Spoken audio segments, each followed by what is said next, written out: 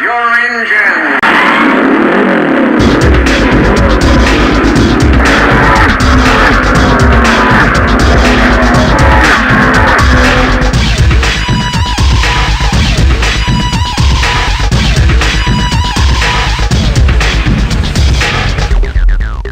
Welcome back to the NAPA Speedway Podcast. I am your host, Andres T. The NAPA Speedway Podcast is episode 7, brought to you by McKernan Sports and Entertainment. Make sure you get your tickets and info all online at napaspeedway.com. I'm excited to be here with y'all today because we have 3 special guests calling into the studio, and they're not from around here. They're from Colorado, Penrose, Colorado to be exact. And I have Charlie Wilson, Shelby Wilson, and CJ Wilson. How y'all doing today?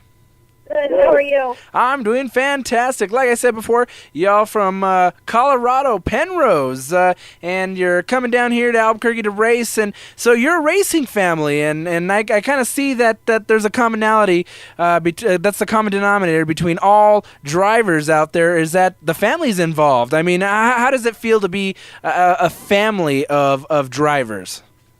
It feels great. That's the one good thing about Napa Speedway here, where Shelby can race and CJ can race, and I can also race, and a lot of tracks you can't do that, so that's a real good thing. All right, now let's go ahead and talk about each one of you here. Now, Charlie, you drive a number 59, and you are in the Unlimited Modified Division. Is that correct? That is correct, yes, sir. Okay, how many years have you been driving for? About 28. Wow, that's quite a bit, and you do have some championships in different locations.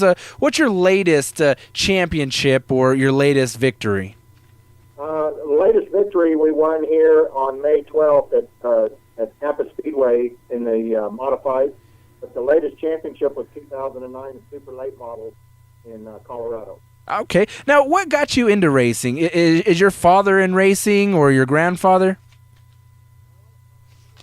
Oklahoma, in the oil field, and in between jobs, I worked at an auto machine shop, and I met a couple of the local racers, and they got me hooked into it. All right, and so therefore you kind of spread it down to the rest of your family. Yes, sir, we did. That's cool. Now, Shelby, you race the number 9 in the Bandolero division. Is that correct? I do. All right, and so I see here in my notes that you do race with CJ.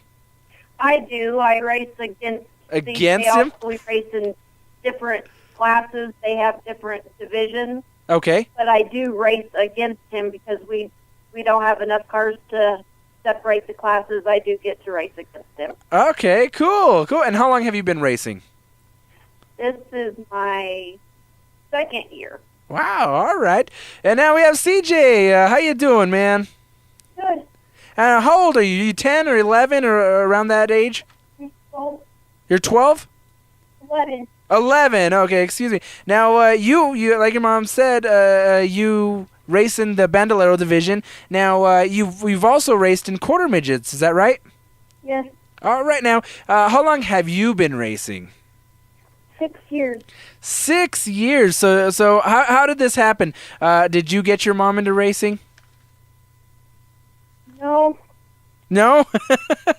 Okay. Now, from what I see here, you this is your 3rd year of racing the Bandoleros, and you do have the same number painted on your car, just like your dad. Is that right? Yes.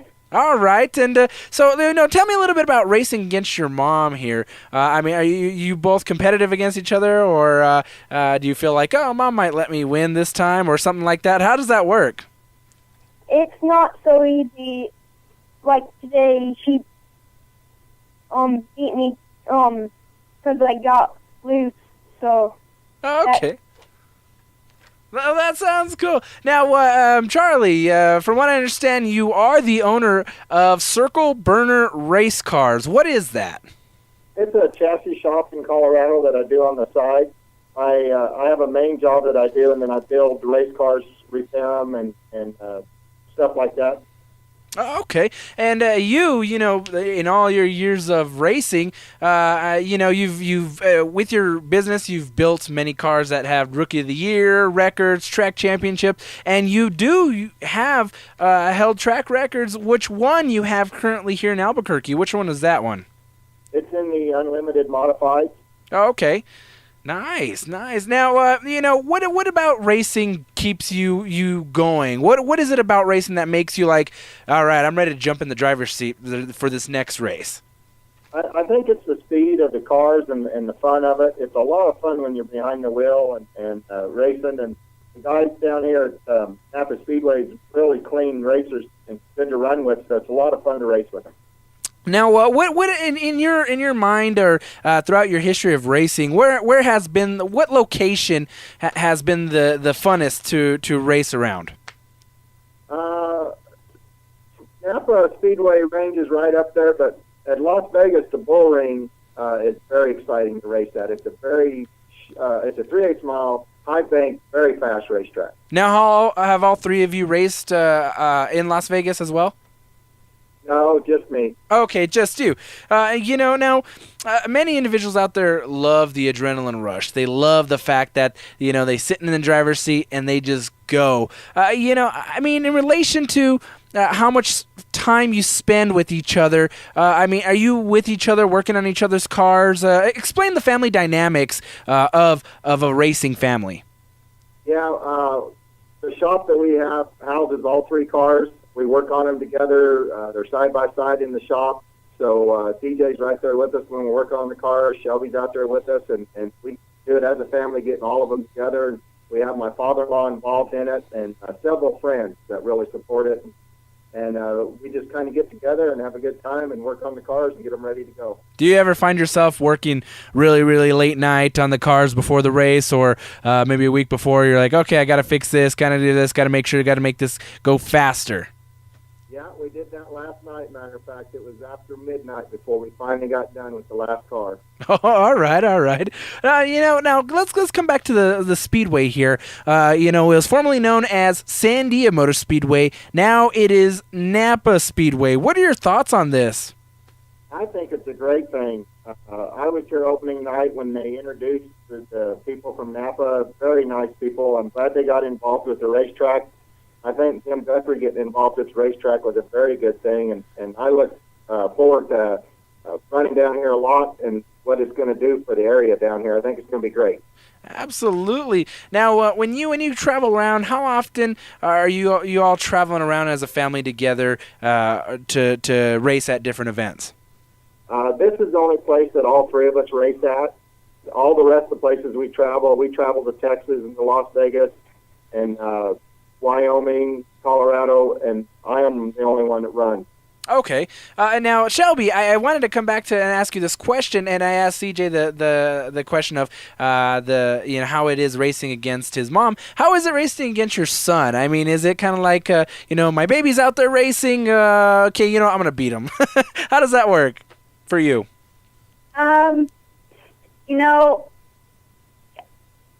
It is my baby's out there racing. But when I have to chase him down, not in the house, not just in the house, but on the track. Yeah, when I have to chase him down, a lot of times I overdrive the car because I am a very competitive person. Uh-huh. And I do want to win, but when I'm ahead of him, I really want him to chase me down to win. Mm-hmm. So I want him to have to drive and learn how to drive the car. Ah, okay. Now I want to be competition for him to learn how to drive. I like that. Yes, okay. It's not just that I want to win, but I want him to win, but I want him to learn how to win by driving. Okay. I don't want to hand it to him. Oh, all right. Now, I know influences are a huge thing when it comes to any type of sport. Now, who are some of your drivers out there that are some of your influences? My influence, actually, to be honest, and I just don't want to say it because he's my husband, but it is Charlie. Okay. I've watched Charlie race since I was in elementary school. Really? Okay. And you're like, man, that boy is fast. I'm gonna catch him. He's not just my husband, but we own a business. We are together 24/7, and I don't just race with my son, but I'm also my husband's spotter. Mm-hmm. So I run from my car to spot for him on the track. All right. So it is a family sport for us. It truly is. All right. Now, what type of cars do you all drive, Shelby? What do you drive right now? What do you mean by that? Oh, I meant to ask. I'm sorry. I was looking at something. I got sidetracked. Getting out there on the car. You drive a Bandolero. Now, tell me a little bit about your experience in a Bandolero. I mean, do you want to drive? Do you want to, I guess, go into a different division, or is Bandolero kind of the division you want to stay in the future? I would really like to either go into a street stock or an X mod. Okay. And what about those divisions that really catch your eye? The speed. Okay. I'm an adrenaline junkie. All right. Nothing wrong with that. and with the street stock and the modified, there's not a whole lot of Mopars out there, and I know that my husband could put me in a Mopar that I think would be very competitive. Okay. All right. Now, when you're racing out there, I mean, how much of a game is it to you when in your mind? I mean, yeah, you got the physical, the reflexes, but how much of racing is mental? There's a lot to me. I mean, is it kind of like a strategy sport? Would you consider it a strategy sport? It is. Like I said, when CJ's in front of me and I have to chase him down, I know that I overdrive the car, and to me, it is mentally draining because I have to think, okay, if I don't go into that corner right, I'm not going to catch him, and if I don't come off the corner right, I'm going to blow it, and I only have so many laps to do this. Oh, okay. Yeah. So would you kind of like consider it like a chess match, if you will? It is. It really is. You got to be 3 moves ahead or more. And I've lost races to him by doing that and coming up on a lap car. And Charlie's told me when I've come off the track, she goes, "You should have thought ahead. You knew that was going to happen." I said, "You're right. I wasn't thinking." Okay, I like that. Now, when you're racing out there, or any one of you, I mean, do you have the fear, or does your adrenaline take over? When you, I guess, see something happen in front of you, and you're like, okay, this is not good. I mean, do you have that fear, or is it something that you're like, okay, what do I got to do to avoid this situation? I think I have that fear.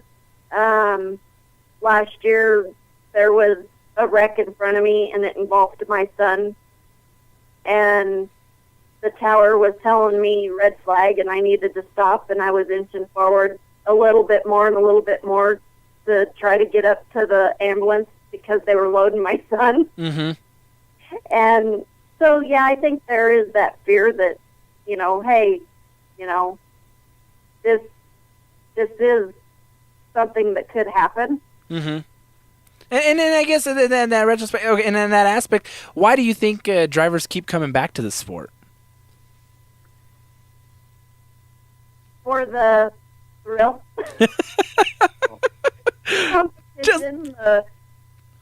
Just to be full of the thrill and be the adrenaline junkies you all are. Now, Charlie, being in Colorado, Penrose, is there a lot of racing up that way? There's a couple asphalt tracks up there. There's I-25 Speedway and Colorado National Speedway, and they're both real good asphalt tracks, fast tracks. So yeah, there's some racing there. Okay. Now, what are some of your goals for this race season, CJ?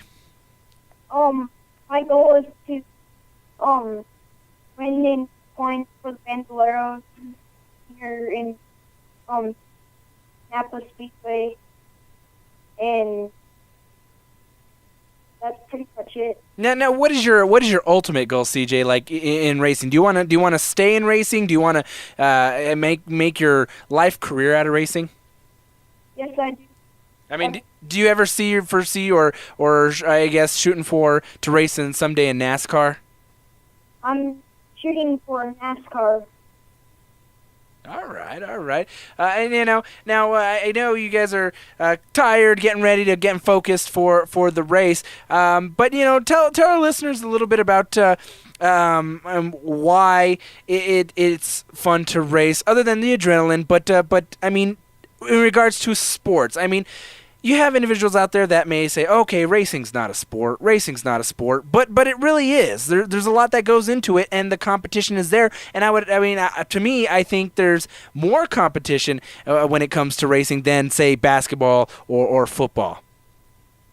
I think so. Also, I think in the racing world, when you're a car builder and you work on your own car, you have to have that right before you can win on the racetrack. So there's challenges all the way through it, just not on the racetrack.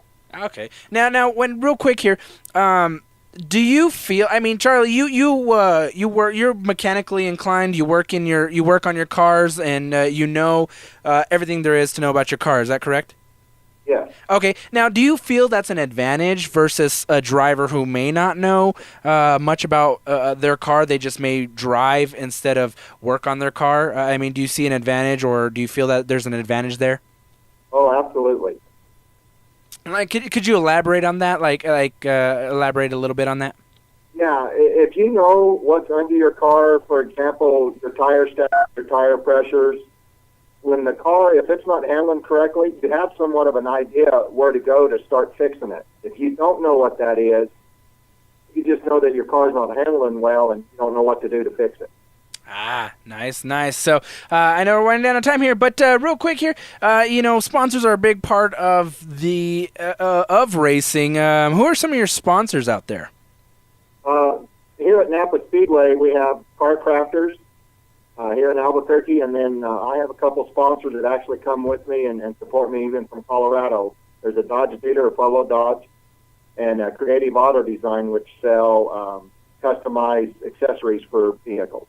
That sounds fantastic. Well, we're down on time here, so I'd like to thank the Wilson family for coming on. Charlie, Shelby, and CJ, thank you all for coming on and joining the Napa Speedway podcast. It's been a pleasure to have you in. But you being from out of town, it's been a pleasure. Thank you so much. Thank you. For having us. Real quick, you guys are on Facebook. I did want to throw you a plug. Where can they get you online? It's Facebook at Circle Burner Race Cars. Circle Burner Race Cars. There you have it. So that's the Wilson family from Penrose, Colorado. Circle Burner Race Cars. Catch them on Facebook. Charlie Wilson, Shelby Wilson, and CJ Wilson. Thank you so much, and good luck on your upcoming race season. All right, I'm your host, Andres T., and I am done here today. So thanks for tuning in to the Napa Speedway podcast, brought to you by McKernan Sports and Entertainment. Make sure you get your tickets, all your info, driver info, events, you name it, all that is online at napaspeedway.com. napaspeedway.com. Well, I'm done here today, so thank you for tuning in. I'm your host, Andres T., and I'm